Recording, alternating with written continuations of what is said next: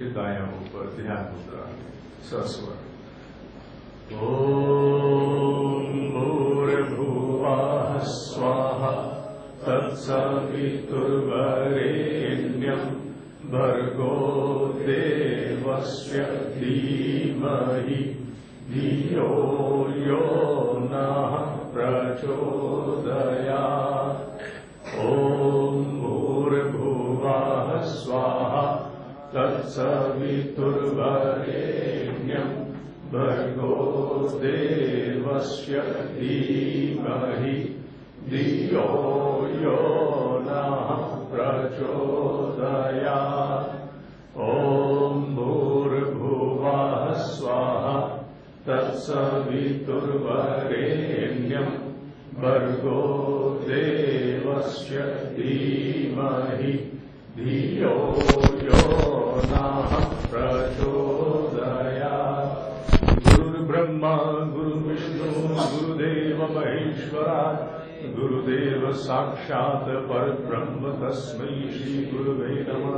अखण्डमण्डलाकारं व्याप्तं येन चराचरं तत्पदं दर्शितं येन तस्मै श्री गुरुवे नमः। ओम श्री गुरुवे नमः।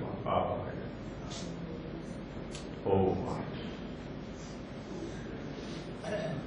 थोड़ा बहुत तो दायका हो सकता है। जी। अध्यात्म की दृष्टि से भय का विषय और उसके निराकरण के उपाय। आधुनिक मनोविज्ञान की दृष्टि से तो नहीं, इस विषय को हमने विशुद्ध रूप से गत 2 उद्बोधन के द्वारा अध्यात्म अर्थात प्राचीन भारतीय मनीषा के संदर्भ से, उसके प्रकाश में से समझने और जानने की चेष्टा कर रहे हैं। हमने जाना कि मनुष्य की नर पशु से नर और नर के उपरांत नारायण तक की यात्रा में जो सबसे विकट काल है वो नर पशु और नर के बीच का है। नर पशु में जीव अनेकों जन्मों के संस्कार, अनेकों योनियों के अनुभव लेकर के मनुष्य के आवरण के साथ जन्म लेता है। चेहरा मनुष्य का होता है, लेकिन भीतर संस्कार, उसकी प्रोग्रामिंग, उसके इंस्टिंक्टिव ट्रेट्स वो अधिकांशतः पशु की भांति होते हैं। और इसके सुधार में, परिष्कार में बहुत लंबा समय लगता है। मुझे नर पशु से नर बनने में बहुत लंबा समय लगेगा। ये हर जीव के साथ होता है। और धीरे धीरे जैसे जैसे जीवन बीतते हैं, एक एक प्राकृतिक वृत्ति पर अधिकार प्राप्त होता रहता है। आहार, निद्रा, भय और एक्ट ऑफ प्रोक्रिएशन, इन चारों पर धीरे धीरे मनुष्य का अधिकार होता है। गिरना पड़ना वो मनुष्य की जीवन की उत्कर्ष की साधना का एक स्वभाव है। जो गिरा नहीं उठेगा भी नहीं, तो गिरना पड़ना स्वाभाविक रूप से चलता रहता है। हमने जाना कि भय अतीत के अनेकों अनुभवों को लेकर मनुष्य के समूचे अस्तित्व में समा जाता है, संव्याप्त हो जाता है।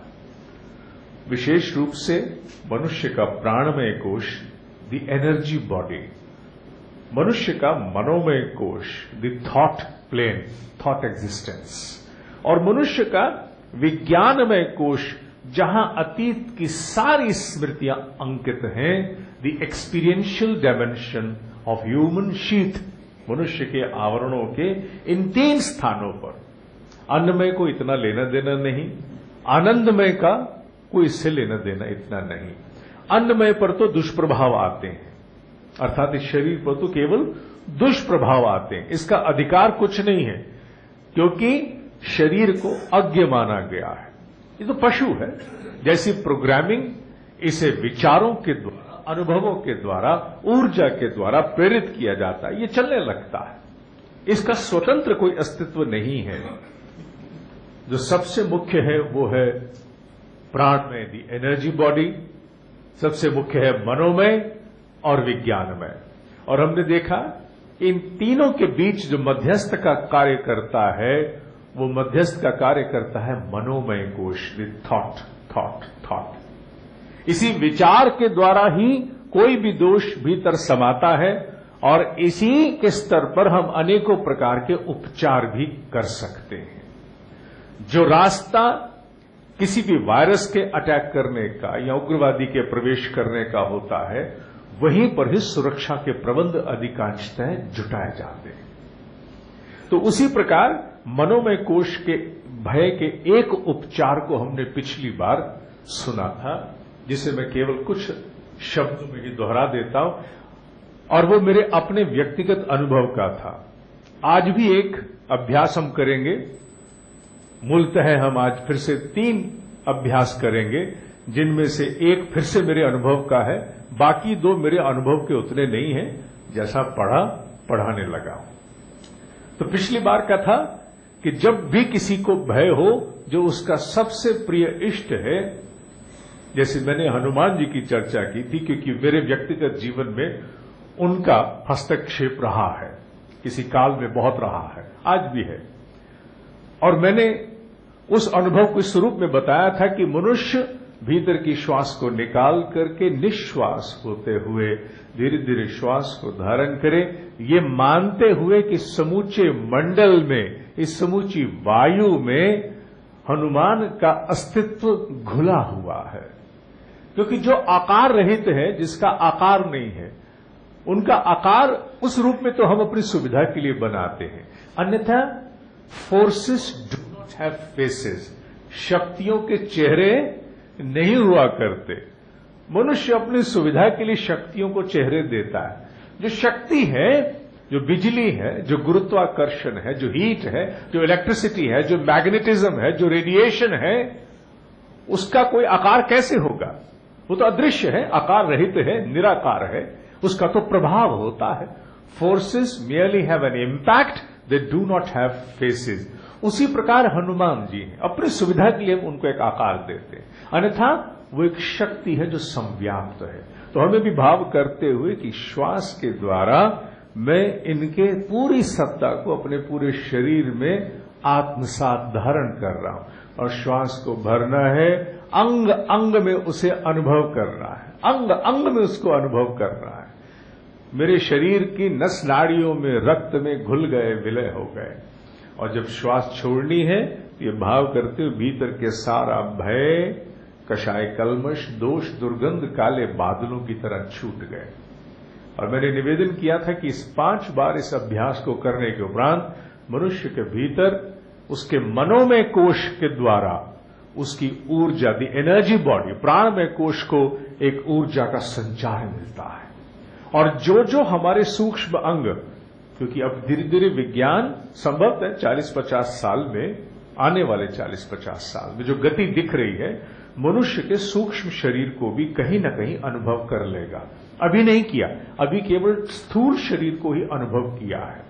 अभी सूक्ष्म शरीर को अनुभव करना बाकी है, जिन पर आधारित होकर के आपका लिवर, आपका पैनक्रियाज, आपके इंटेस्टाइन्स, आपका हार्ट, आपके समूचे अंग अवयव आधारित हैं।